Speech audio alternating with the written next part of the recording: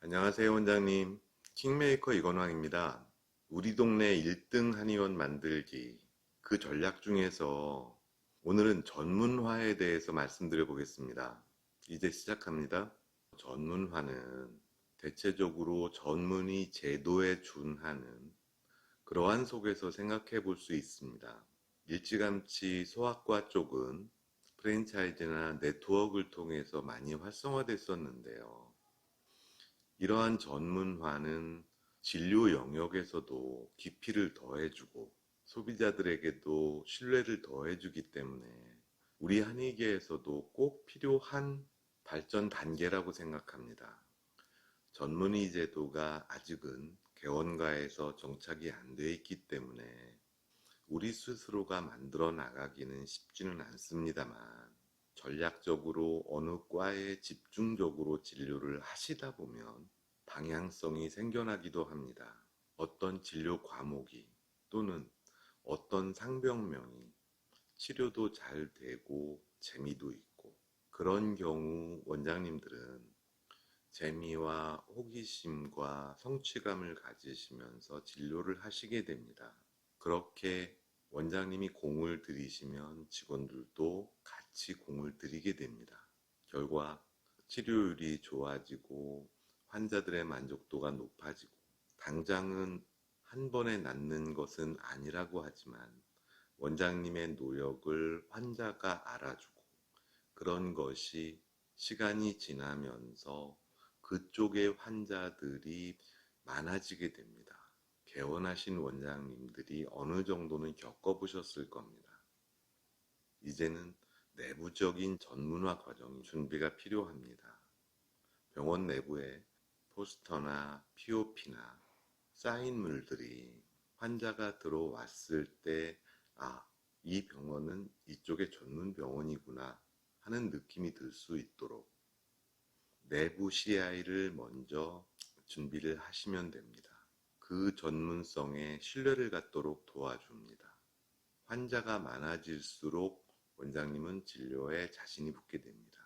이런 전문화 과정은 필수적으로 홍보나 마케팅이 동반되어야 합니다. 멀리서 환자가 오기 때문에 상권도 커야 하고요. 그 뜻을 크게 해서 대형 브랜드를 만들고 싶으시다면 큰 상권 속에서 교통의 요지인 그런 입지를 선택을 하셔야 되는 거고요.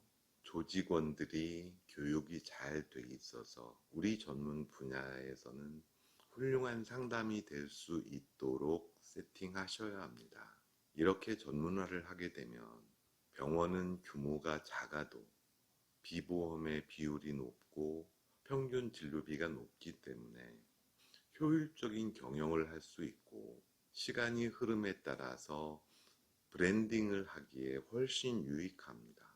물론 원장님들도 한 분야에만 집중을 하시기 때문에 치료율도 좋아지고 성취감도 좋아집니다. 전문화된 한의원이라는 개념을 이렇게 대형 한의원, 전국 단위 한의원으로만 생각하실 필요는 없습니다. 로컬로 개원하신 경우에도 전문화가 필요한데요. 주변 경쟁 한의원들이 하고 있는 상황에 비해서 내 장점을 극대화시키는 것도 전문화입니다. 원장님이 상담을 잘하시면 고객과의 관계 관리를 잘하는 쪽에서 내 전문적인 비교 우위를 점하시면 되고요. 원장님의 진단이나 처방이 좋아서 치료율을 높이신다면 그쪽으로도 사실은 전문화가 되는 겁니다. 그 전문화라고 하는 것은 경쟁 상대와의 비교적인 우위를 점하기 위한 전략적인 전문이라고 생각하시는 것이 좀 더 정확할 것입니다. 내가 로컬에서 전문화를 통해서 환자를 늘릴 수 있는 방법. 65세 이상의 만성질환 환자들은 아픈 곳이 많습니다. 그들은 이쪽 저쪽 앞판 뒤판 아픈 곳마다 침을 놔주기를 원하죠. 고슴도치를 만들어 달라는 말씀이신데 원장님들은 진단 방법이 다르고 침법이 다르기 때문에 환자들과 생각이 다르십니다. 내가 일침으로 모든 것을 해결할 수 있다면 최선이겠지만 그게 안 된다면 몸이 좀 고되더라도 환자가 원하는 것을 먼저 맞추시고 2차적으로 내 치료법을 통해서 치료를 하셔야 합니다. 연세 드신 노년층들은 단순하기 때문에 당신이 아픈 곳, 그것이 우선입니다. 내가 힘든 만큼 환자들은 오랫동안 치료를 받게 될 것이고 치료율도 높아지게 될 것입니다. 결국 침을 잘 놓는 한의원으로도 전문화가 될 수 있겠지요. 사열도 마찬가지입니다. 쉽기는 건도항이 쉽고 손이 덜 가겠지만 연세 드신 분들은 습부항을 좋아하십니다. 그런 과정에서 내 노력이 내 전문성을 PR을 하는 것이고 그렇게 인정을 받으면 주변의 경쟁 한의원보다 비교적인 우위를 점하게 되는 것입니다. 상담을 통한 관계관리를 잘 하신다면 약을 잘 쓰는 한의원으로 전문화를 시킬 수도 있고요. 추나를 잘하는 한의원으로도 전문화시킬 수 있습니다.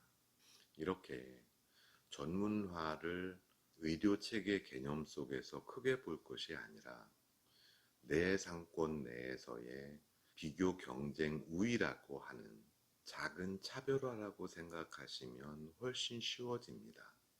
주변 경쟁 한의원들과 비슷해서는 경쟁 상대자를 이길 수 없습니다. 그 어떤 것이든 내가 잘할 수 있는 장점을 최대한 활용을 하고 그것을 포장하고 그것을 부각시켜서 경쟁적인 우위를 가지셔야 합니다. 그것이 곧 전문 병원이 되고 전문 진료가 되는 것입니다. 대형 상권, 대형 병원의 개념에서 보면 전문화는 가장 강력하고 가장 효율적인 병원 체계로 만들어 나가는 데 있어 최선입니다. 대형 한의원을 꿈꾸시고 전문 한의원을 꿈꾸신다면 저는 박수를 쳐드리고 싶습니다. 예전에는 홍보 마케팅 비용이 만만치 않게 들어갔습니다.